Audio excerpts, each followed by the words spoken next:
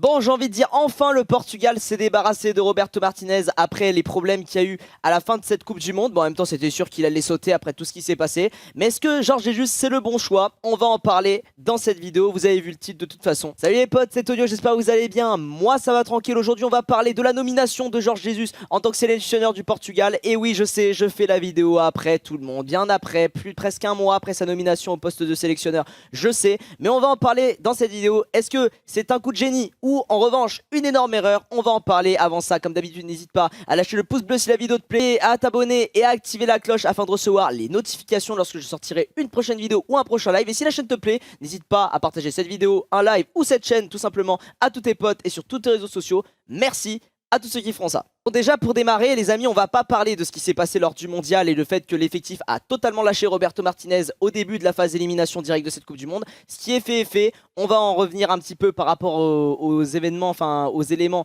tactiques qui peuvent arriver sous Jorge Jesus aux côtés du Portugal. Sinon, on va pas trop en reparler. Mais d'abord, avant de démarrer, pour ceux qui ne le connaissent pas, qui est Jorge Jesus? Et bah après José Mourinho, c'est le coach portugais qui a le plus prouvé, que ce soit en Europe ou ailleurs. Il a quand même gagné 3 fois le championnat portugais lorsqu'il était coach du Benfica. Il a gagné une fois le championnat brésilien quand il était coach de Flamengo en 2019, juste avant que Filipe Luis soit coach après lui d'ailleurs. Petit big up. Il a fait un passage en Turquie où il a juste gagné 2 fois la Coupe turque. Il est revenu au Portugal, mais cette fois-ci du côté du Sporting pour remporter la Coupe du Portugal une fois. Et enfin, il a gagné 2 fois la Saudi Pro League, les amis, avec 2 clubs différents. Tout d'abord Al Hilal et ensuite Al Nasser. Et qui joue actuellement à Al Nasser et a joué l'an dernier à Al Nasser lors du titre, les amis? Cristiano Ronaldo. Déjà, avant de répondre à la question, est-ce que ça sera un top ou un flop en tant que sélectionneur? C'est surtout un choix stratégique de la part de la Fédération portugaise de football, parce qu'il savait très bien que, à part lui, aucun autre sélectionneur qui aurait été admis n'aurait pris Cristiano Ronaldo. Il serait passé directement à la trappe. Il y en a plein qui vont me dire, c'est logique, il a 41 ans, il est en fin de carrière, il ne faut plus le prendre en équipe portugaise.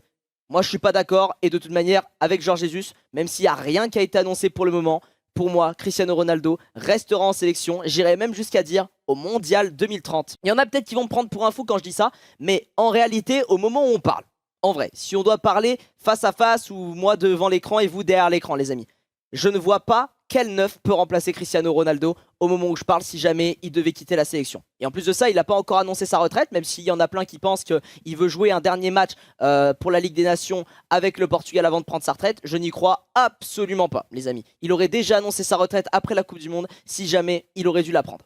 Après, pour revenir à ce que je disais, les amis, il y en a plein qui vont me sortir pour remplacer Ronaldo en neuf, c'est facile. Gonzalo Ramos, il a gagné 2 fois la Ligue des Champions avec le PSG. Oui, mais en tant que super sub. Si jamais tu mets Gonzalo Ramos en tant que titulaire direct, que ce soit au PSG ou en sélection, il n'apportera strictement rien. Et ça, tout le monde est d'accord là-dessus. Donc, c'est un super sub de luxe. Là-dessus, je suis d'accord avec vous. Il te change un match. On l'a vu notamment cette saison au PSG et même il y a 2 ans auparavant au Paris Saint-Germain et même à cette Coupe du Monde avec le Portugal, notamment lors des 16e de finale contre la Croatie où il a marqué le but de la victoire. Mais sinon, Gonzalo Ramos en 9 direct pour débuter, non, je suis pas d'accord. Vraiment, il va pas énormément nous aider. Alors que Cristiano Ronaldo, malgré son âge, il peut encore apporter quelque chose. Malgré qu'il a 41 ans et du coup, si jamais il fait le prochain Euro, il en aura 43. Et s'il fait le prochain Mondial, il en aura 45.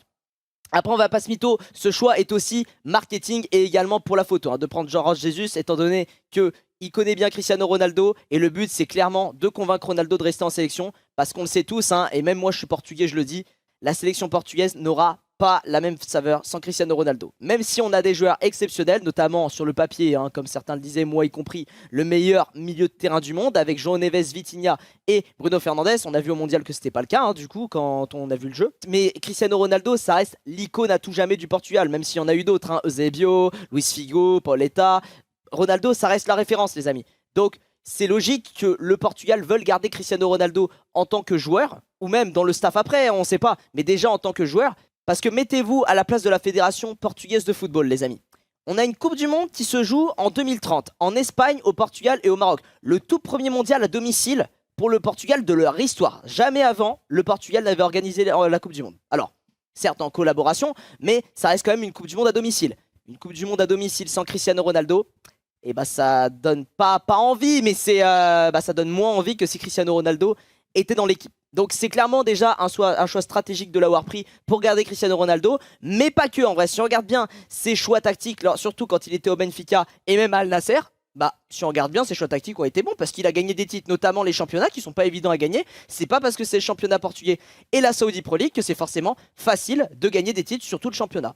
Après maintenant, en tant que sélectionneur, ça va être une première pour lui, hein. C'est un peu le même cas qu'avec Zinedine Zidane en équipe de France, hein. C'est la première fois qu'il sera sélectionneur. Mais après, j'ai envie de vous dire, tous les sélectionneurs qui ont gagné des titres avec leur pays, bah, c'était la première fois qu'ils étaient sélectionneurs. Ils n'avaient jamais été sélectionneurs d'un autre pays avant. Enfin, sauf pour Fernando Santos, hein, qui avant d'être sélectionneur du Portugal avait été sélectionneur de la Grèce juste après le titre de l'Euro 2004. Mais à part ça, c'est les grands coachs qui ont gagné en sélection. C'était la première fois qu'ils étaient sélectionneurs pour la plupart. Donc là-dessus, on va pas pouvoir énormément juger. Après, est-ce qu'il va y avoir des changements dans l'effectif? Sans doute, hein, les amis, notamment certains joueurs qui, à mon avis, vont passer à la trappe après ce mondial. Ça me fait mal de dire ça, mais pour moi, le premier qui va sauter, après peut-être que je peux me tromper, mais ça sera João Cancelo, parce qu'il y a un débat entre João Cancelo et Ronaldo, puisqu'il avait affirmé quelques semaines avant le mondial, voire même quelques mois avant le mondial, que Cristiano Ronaldo n'avait plus rien à faire en sélection. Donc derrière, c'est un petit peu culotté de dire ça, j'ai envie de te dire. Va dire ça, bon, au final, il a eu de la chance, il a été rappelé avant la Coupe du Monde, mais tu dis ça, comment te dire que tu te mets tout le Portugal à dos, mais tu te mets quand même déjà tous les ultras Ronaldo à dos, en parlant de ça. Après, sinon, à part lui, dans l'effectif, honnêtement, de ce qu'on a, je vois pas quel joueur peut sauter. Honnêtement, je vois pas du tout. Il y aura peut-être des petits nouveaux, hein, notamment les petits de Chelsea qui sont arrivés. Je pense à Quenda, je pense aussi au petit Forbes qui joue à Bruges. Et aussi, alors lui il peut peut-être arriver parce que c'est vraiment une jeune pépite. C'était même scandaleux selon moi qu'il soit pas pris lors du mondial 2026. C'était clairement le petit Rodrigo Moura du FC Porto. Maintenant, après, on va voir quel va être ses choix. Ça peut être un coup de génie. Après maintenant, pour répondre à la question, est-ce que Jorge Jesus est le bon choix pour être sélectionneur du Portugal? Pour moi, la réponse est oui. Alors après, est-ce que ça sera un top ou est-ce que ça sera un flop? Il y en a plein qui vont me sortir, ça va être un flop parce qu'il y a Cristiano Ronaldo et ça sera un top si jamais il est là. Moi, je reste convaincu que non, les amis. Tant qu'on n'aura pas de vrai neuf, un neuf qui vraiment sort du lot du côté du Portugal, et je parle d'un vrai neuf, hein, je parle pas d'un faux neuf comme en équipe de France parce que le système n'est pas du tout pareil. Mais pour moi, je pense que Jorge Jesus va attendre d'avoir un neuf qui se révèle, un vrai neuf pour le coup, pour remplacer Cristiano Ronaldo. Tant qu'il n'y aura pas de vrai neuf qui se révèle, pour moi, Cristiano Ronaldo restera en sélection jusqu'au Mondial 2030. Puis en plus de ça, je pense pas que c'est quelque chose qui le dérangera de rester encore 4 ans, même si voilà, il y en a, ils vont dire ah 45 ans, ça va être trop vieux et tout machin. Il y a des joueurs, ils ont fait bien pire. Et en plus de ça, c'est très rare qu'un attaquant reste aussi longtemps en carrière de joueur surtout. Donc Ronaldo peut battre un nouveau record avec ça. Il peut même aller chercher le record de celui qui a marqué du plus vieux joueur à marquer en Coupe du Monde. Parce que le record, je rappelle, c'est Roger Milla avec ses 43 ans. Advienne que pourra maintenant, moi je pense que c'est un bon choix et je pense vraiment que ça va être un flop là. Enfin, et je pense, après avoir maintenant, après si je dois répondre, pour moi ça va être un top et je pense que c'est un coup de génie de prendre Jorge Jesus en tant que sélectionneur. Hormis Mourinho, je sais pas en vrai qui d'autre ils auraient pu prendre en vrai en tant que sélectionneur, qui ont déjà prouvé, hein, dans sélectionneurs portugais, qui ont déjà prouvé par leurs anciens clubs qu'ils ont coaché. Donc pour moi, c'est un top. Après, n'hésitez pas à dire ce que vous en pensez en commentaire. C'est déjà la fin de cette vidéo. Merci beaucoup de l'avoir regardé. C'était Tonio. Prenez soin de votre famille, c'est le plus important. Et à la prochaine.